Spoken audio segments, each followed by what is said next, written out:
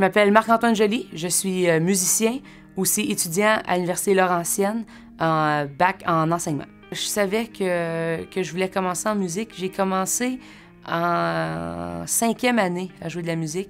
Puis la première fois que j'ai touché une guitare, j'ai tombé en amour avec l'instrument, puis avec comment je pouvais m'exprimer dessus. Puis je savais à ce moment-là que je voulais aller en musique. Je savais pas comment je voulais me rendre. Puis j'ai été bien dirigée au secondaire par mon professeur de musique puis mon professeur de théâtre qui ont les deux poursuivi dans ce chemin-là aussi. Donc j'ai été motivée par eux à continuer mes études postsecondaires dans les arts. J'ai choisi l'Université d'Ottawa parce que, premièrement, c'était proche de chez moi, donc ça m'a donné beaucoup. Et aussi, ce qui était vraiment le fun, c'est que c'était une institution qui était en français. C'est un des seuls programmes en musique à l'université qui est offert en français en Ontario. Il y en a d'autres, mais je veux dire, ça c'en est un bon, puis c'était proche de moi. Puis j'avais un certain intérêt pour le classique que j'avais pas encore satisfait.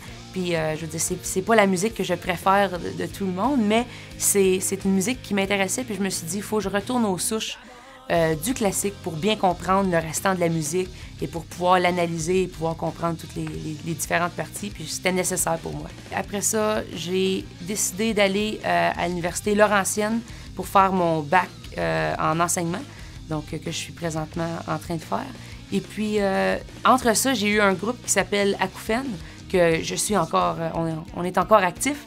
C'est un projet qui m'apporte beaucoup de satisfaction parce que j'ai la chance de faire du métal mélodique francophone, qui est une des premières fois que ça a été fait. Il y a du métal qui existe dans le francophone, mais du métal mélodique, c'est la première fois, surtout en Ontario français. Donc, c'est quelque chose qui nous tient à cœur parce qu'il y a beaucoup de gens qui s'identifient à ça, beaucoup de jeunes qui écoutent ce genre de musique-là. Puis nous, ça nous permet d'aller chercher ces jeunes-là qui, habituellement, aimeraient peut-être un peu moins la musique francophone parce qu'ils ont quelque chose moins dans leur genre. Ça leur donne une plateforme pour pouvoir faire, peut-être la musique francophone, il y a différents genres, il y a différentes choses. C'est pas la musique francophone qui a un genre, il y a différents genres parmi la musique francophone. Et puis, on a enregistré un disque qui s'est retrouvé au numéro 3 des palmarès francophones sur iTunes. Donc, ça, c'était vraiment... on le croyait pas. Quand on l'a vu, on était vraiment satisfaits puis vraiment contents. Grâce aux réseaux sociaux, on peut communiquer avec nos fans, avec Acouphènes.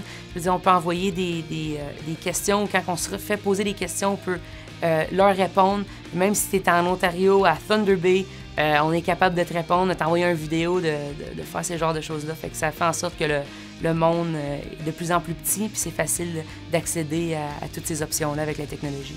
Le plus grand défi de la musique francophone au Canada, surtout en Ontario, français aussi, c'est que le marché est petit. On est chanceux, on a plein d'organisations qui nous aident en tant qu'artistes pour faire des tournées, pour faire tout plein de belles choses comme ça, des disques, des subventions. Mais c'est difficile, il faut que tu planifies bien tes choses, puis c'est difficile de vivre de la musique. Donc, il faut toujours que tu aies un travail. Et puis, puis la musique, c'est ton fun ou ton sideline, comme on dit. Puis là, on travaille, mais tu sais, dans notre cœur, c'est la musique qu'on veut, que ce soit notre travail, on veut la partager avec tout le monde. Donc, je pense que ça serait le plus grand défi. Et puis, de changer la perception des choses sur, justement, la musique francophone. C'est une musique qui est pleine de richesses, qui a tellement de choses à dire, des sujets importants. Mais je pense que ça s'en vient de mieux en mieux. Puis les jeunes, ils commencent à voir l'importance de la musique francophone, puis l'importance que les textes ont à eux. On parle beaucoup de la francophonie en Ontario, puis des difficultés, mais aussi des défis qu'on a relevés. Puis je veux dire, je pense que c'est une belle gang, puis les gens, on commence à se tenir ensemble. J'aurais un conseil à donner. Quand tu es sur scène, peu importe s'il y a 5 personnes ou 500 personnes, il faut que tu donnes le même spectacle parce que ces 5 personnes-là, tu ne sais jamais ce qu'ils peuvent te rapporter. Tu sais non plus, tu ne sais pas c'est qui nécessairement. Ça peut être quelqu'un de l'industrie, ça peut être un ami qui t'amène 50 autres fans. Je veux dire, chaque place où que tu montres ton art, où ce que tu démontres ton art, où ce que tu performes ton art, c'est une chance que tu as. Une plateforme qui te dit « vas-y, montre ce que tu es capable de faire ». Donc, il faut toujours que tu donnes ton 100%.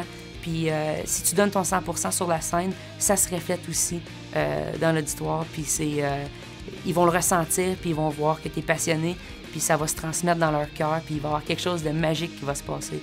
Donc, c'est important de toujours donner ton 100% sur scène et hors scène. Dans 2 à 4 ans, je me vois faire de la musique encore. J'aimerais bien faire du théâtre aussi. C'est quelque chose que j'ai laissé un peu de côté avec ma musique. C'est quelque chose que j'aimerais retourner. Je m'ennuie beaucoup de faire du théâtre. Probablement que je vais faire beaucoup de remplacements dans les écoles parce que de la suppléance, parce que je veux faire de la musique aussi. Donc, je veux essayer de faire ma musique, faire des ateliers.